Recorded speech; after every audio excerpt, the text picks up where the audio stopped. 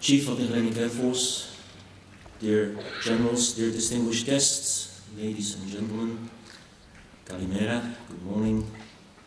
In my presentation, I will try to present how the European Union views the future and what it is doing to face the challenges of the future.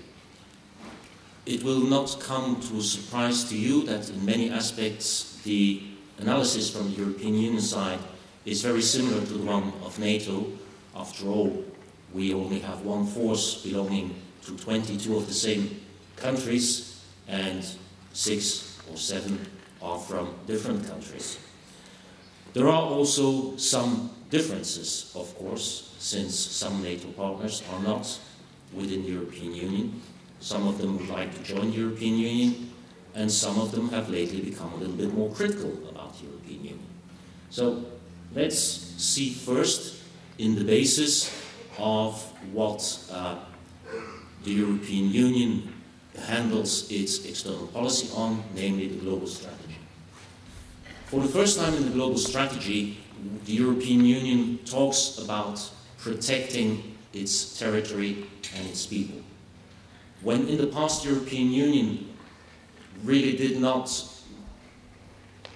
act in this way, it has become clear that it wants to take responsibility towards its own defense. One particular aspect is the firm belief of the European Union in a rules-based world order based on the primacy of the United Nations. So we do not believe in a world that is governed by the most powerful. We do not believe in power politics. We believe in dialogue and in finding diplomatic solutions to the problems as much as possible, which does not mean we are not ready to defend ourselves if and when necessary.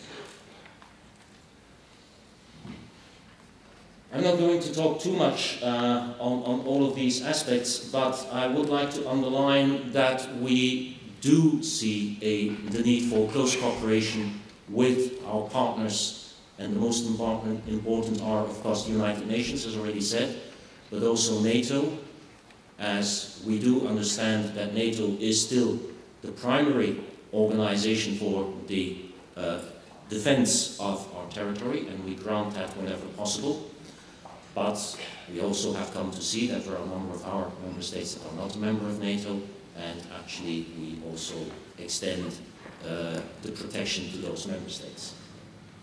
But we also work very closely together with regional organizations such as the African Union or the OSCE. Which are then the main challenges towards the European Union? Well, the first one is that the world is changing.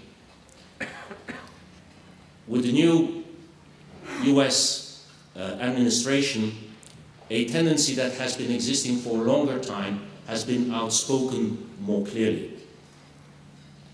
There are, and there will be in the future, moments when the US interests will not fully coincide with European Union interests. Don't get me wrong. There are and there will remain huge times when our interests will continue to coincide. Turkey, of particular concern in this region. Turkey has, under its current administration, also changed a little bit its stance towards the European Union. For a very long time, they were looking very hopefully to the European Union to join. I think for Turkey it has become clear that this is still a very long time away, and as a consequence I think Turkey has maybe changed its posture towards the European Union in that sense. It has very clearly the ambition to become at least a major regional power, and my personal assessment is that it also wants to take a leading role in the Islamic world. Russia. For obviously reasons, Russia, for historic reasons, remains of huge concern, and under the Putin regime has gone on a huge nationalistic discourse, trying to regain its status as a world power, and at the very least to have the status as a very highly regarded regional power in the world.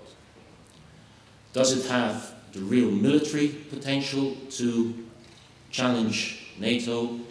Not at this time, but there are domains in which they are strong. Notably, and that was already analyzed yesterday, in the field of hybrid operations. China is starting to take back its place in the world order, and I will switch to this more humoristic approach to it. China is taking its place in the world order that it had for almost 4,000 years until the 19th century. Until the 19th century, China produced approximately 50% of the world's global domestic product, of the world's economy. Only in the 19th century, the economic center of gravity moved towards the West. Now China is trying to reclaim its position. In terms of economies, scales of economy, the US is the largest economy in the world today, the European Union number 2, but the largest trade partner, China number 3. By 2020, the order will have changed, possibly because of Brexit, but by 2021 it is projected that they will even overtake the US as the major economic power in the world. Being always a little bit careful with such projections, they're not certainty. And of course we have the mouse in the belt in North Korea. I had the pleasure of discussing with the North Korean general 2 years ago. It can be difficult, but not the main challenge to the European Union, I would say, but something of concern at least. Demographic evolution is of a main concern to Europe on 2 continents on our own, because in many countries the birth replacement rate of our populations is below 2, which means that a couple has less than 2 children, which means that our population is decreasing rather rapidly in some countries.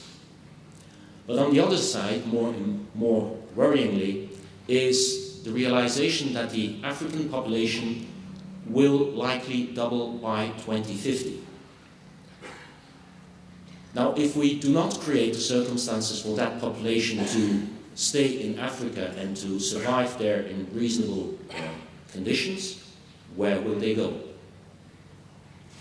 Currently, today, Africa does not have the food resources to support its population. If it doubles in size, where will that population go? And this is exacerbated, no, this one doesn't work anymore, by climate change. Climate change will have as a consequence that on the African continent, and specifically in sub-Saharan Africa and the Sahel region, the yield of the crops will diminish by 50%. So you double your population and you reduce the food supply. On other regions, Gulf of Bengal, where 160 million Bengali live just above sea level, the sea level has already risen by 10 centimeters, salinating the rice fields. If that continues and if the waters or the ice caps on the Himalaya melt, where will those 165 million people go?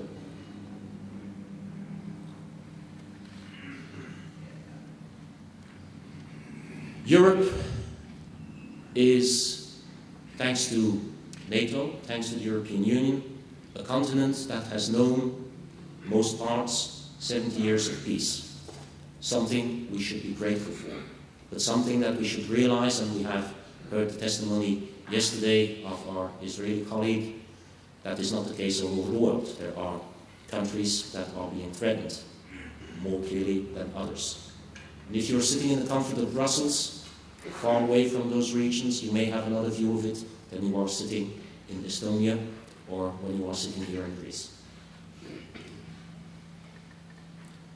If you look at our defense capabilities, if you compare that to the US, you will notice how many weapon systems we have. Not aircraft, but numbers of types of aircraft. Not ships, numbers of types of ships. This is a logistic nightmare. This costs us enormous amounts of money. We should do it. So, is the EU finally reacting to these challenges in the field of defense, and specifically in the field of the Air Force? That's the question. Well, there are a number of, as a consequence of this global strategy, a number of actions being taken in the Defense Action Plan. And one of the first is the creation of a European Defense Fund.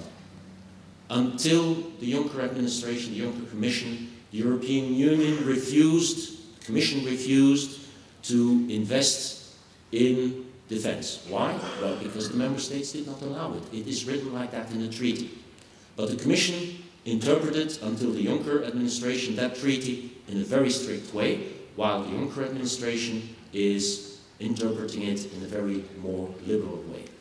Opening in the next multi-annual financial framework, 2020 to 2027, the European Defence Fund, which will bring, amongst others, and that's the next slide, 13 billion euro to research and development in the field of military, up and to the production of a working prototype.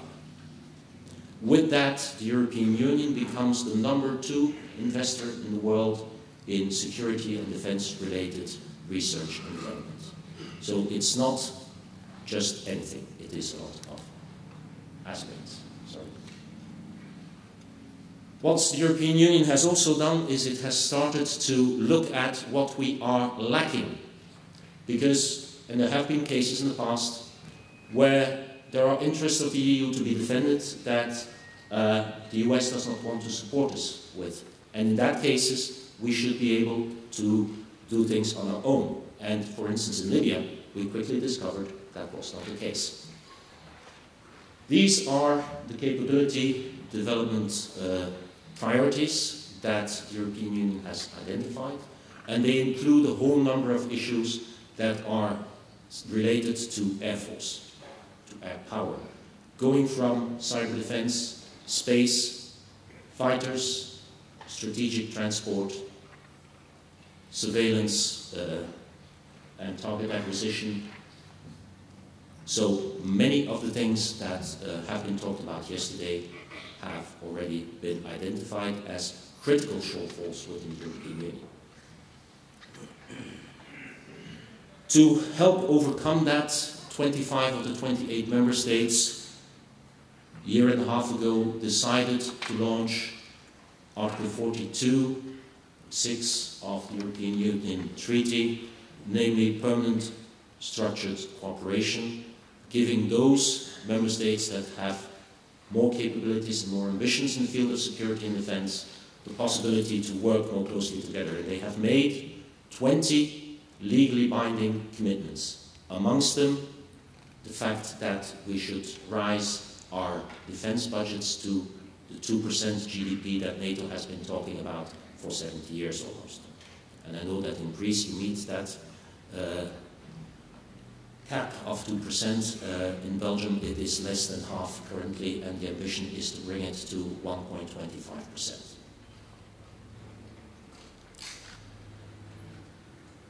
There is a link between the European Defence Fund and permanent structured cooperation, because in the EDF can co-finance for 20% research and development. For PESCO-related projects, it's double that amount. So, on top of the 13 billion that the European Commission is putting in the European Defence Fund, the Member States should actually also still carry a lot of the burden. If you look, PESCO is not only the 20 legally binding commitments, it's also a number of projects. Number of projects that should help build strategic relevant elements for the European Union. So far we have had 2 waves of PESCO projects, 2 calls, and the third one has just been launched last week, with an end date of 31st of July for the member states to make proposals. The ideas of these projects is to bring together a number of member states to develop capabilities that should meet, with a priority, the capability development shortfalls. These are the systems that I found in there. In the first 17, they were non-relevant to the Air Force. Actually, they were non-relevant to the critical strategic shortfalls of the European Union at all. Why? Because this was done at very short notice and basically were low-hanging fruit and were projects that the member states would probably have done anyway, even without PESCO. In the second wave, there are quite a few of the 17 projects, quite a few that have implications for future Air Force, going from hot and high training for helicopters, over attack helicopters, over flying or finding ISR topics, as far as having sensors on unmanned aerial systems and unmanned aerial systems to do CBRN detection from the air, co-basing, radio navigation system, but also space awareness systems. So there are quite a few projects in there. This is what happens if we fail. The British leave, and the rest of the world laughs with us. My message is, yes, the Air Force plays an important role. At the European Union level, we need to have the enablers to allow us to use the Air Force independently if and when needed, with our allies, with NATO whenever possible, and with other friends outside of both NATO and the EU if and where needed. The European Union is there to protect its citizens and to protect its territory. Thank you very much for your attention.